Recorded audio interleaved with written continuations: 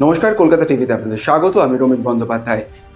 OPD ticket, SSKM এর নাম করে একেবারে ওপিডি টিকিট ঠিক যেমনটা হয় ঠিক সেরকম ভাবেই তৈরি করা, এবং সেখানে দেখা যাচ্ছে একেবারে ক্লিনিক্যাল নোটে লেখা আছে ওয়াইফ বাইট লাস্ট নাইট এবং অ্যাডভাইসে কিপ ডিস্টেন্স ফ্রম ওয়াইফ।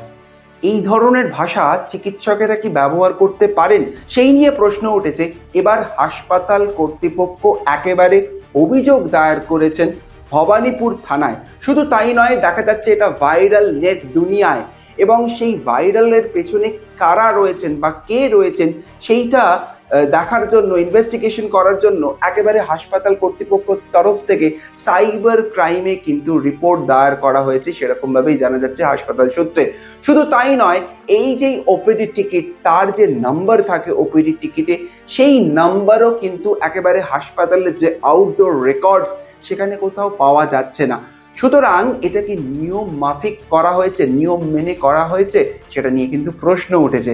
শুধু তাই নয়, এখানে ডিপার্টমেন্ট লেখা আছে স্কুল অফ ফিজিক্যাল মেডিসিন, এবং ঠিক যেরকমভাবে একটা সরকারি হাসপাতালের ওপিডি টিকিট সেখানে যে নাম থাকে চিকিৎসকের, সেখানে 3জন চিকিৎসকের নাম ব্যবহার করা হয়েছে, এবং সেই 3জন চিকিৎসককে কিন্তু একেবারে হাসপাতাল থেকে জিজ্ঞেস করা হয়েছে, এবং তারা কিন্তু একেবারে পরিষ্কার বলেছেন তাদের কারোর হ্যান্ডরাইটিং এর সাথে এই হ্যান্ডরাইটিং, এই হাতের লেখা মিলছে না।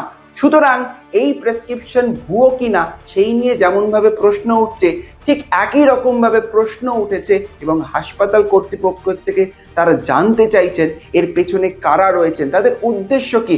তারা কি শুধুমাত্র ভাবমূর্তি নষ্ট করবেন, অর্থাৎ সরকারি হাসপাতাল এসএসকেএম হাসপাতাল তার ভাবমূর্তি নষ্ট করার জন্যই উদ্দেশ্য প্রণোদিতভাবে কেউ করেছেন বা কারা করেছেন, এবং কেউ বা কারা, এইটা জানার জন্যই একেবারে হাসপাতাল কর্তৃপক্ষের তরফ থেকে এবারে পুলিশে কমপ্লেন, ভবানীপুর থানায় একেবারে কমপ্লেন করা হয়েছে।